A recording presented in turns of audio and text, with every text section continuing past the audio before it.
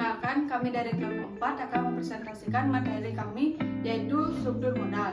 Sebelum mempresentasikan materi kami, izinkan kami memperkenalkan diri terlebih dahulu. Perkenalkan, nama saya Nima Dedia Mayanti, NIM 2021-214-0037, dan teman saya. Perkenalkan, nama saya Mehdi Yogi Darmawan dengan NIM 2021-2140011. Perkenalkan, nama saya Kadek Agus Yogananda dengan NIM 2021-21424.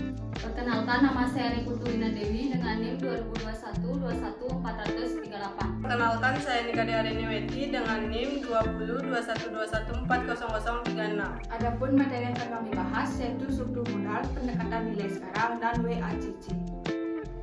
Di sini saya akan membacakan latar belakang struktur modal. Struktur modal adalah perimbangan antara modal sendiri dan modal asing, termasuk utang, ekuitas internal, dan ekuitas baru. Memahami struktur modal penting karena berpengaruh pada keuangan dan posisi perusahaan. Dengan pengaturan modal yang tepat, perusahaan dapat mengoptimalkan bisnisnya dan menarik minat investor.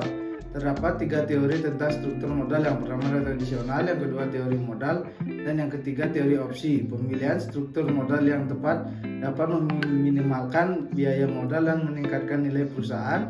Memahami teori struktur modal ini penting untuk meningkatkan posisi keuangan dan nilai perusahaan. Di sini saya akan menjelaskan materi tentang pengaruh struktur modal terhadap posisi keuangan perusahaan.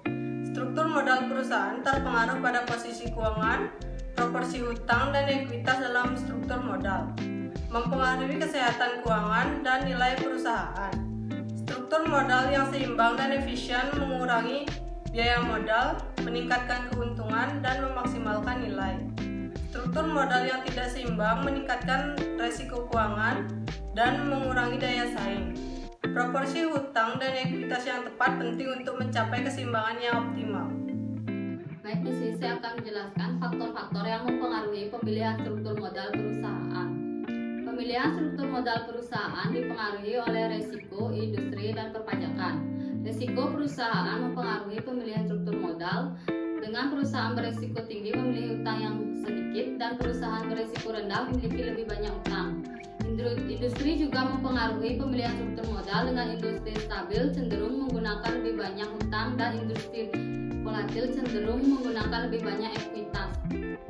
Baik, di sini saya akan menjelaskan pendekatan nilai sekarang atau Net Present Value Approach. Pendekatan ini digunakan dalam pemilihan struktur modal perusahaan. Pendekatan ini menghitung nilai sekarang dari arus kas proyek investasi dengan memperhitungkan tingkat diskonto.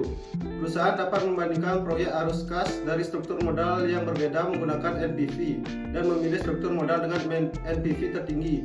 Dalam memilih struktur modal, perusahaan menghitung arus kas masa depan setiap struktur modal yang dipertimbangkan dan menghitung kembali arus kas tersebut ke nilai sekarang dengan tingkat diskonto yang relevan. Struktur modal dengan NPV tertinggi dipilih karena memberikan nilai tambahan terbesar bagi perusahaan. Baik, di sini saya akan menjelaskan yaitu weighted average cost of capital.